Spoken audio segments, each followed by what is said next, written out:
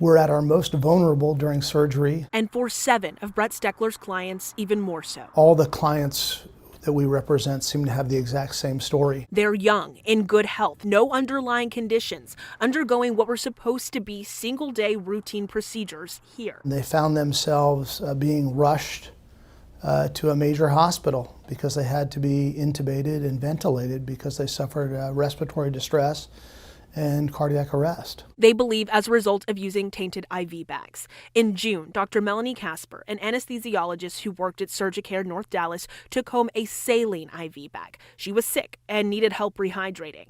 This report from the Texas Medical Board says almost immediately after giving herself the IV, she experienced a cardiac event and died.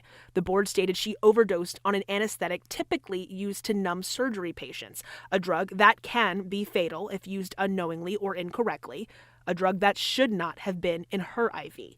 The board's order to suspend Dr. Raynaldo Ortiz's medical license says surveillance video shows him putting IV bags into a warmer outside of an operating room right before a patient suffered a medical issue. They also found tiny holes poked in the plastic wrapped around the bags. Follow-up testing shows those bags had the same drug found in Casper's system.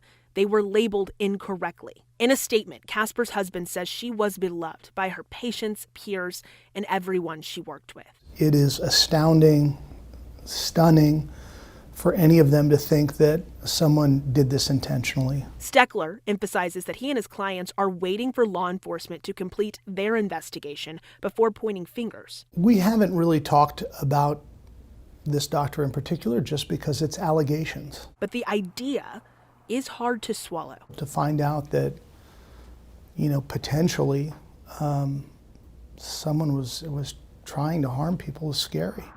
In Dallas, I'm Morgan Young.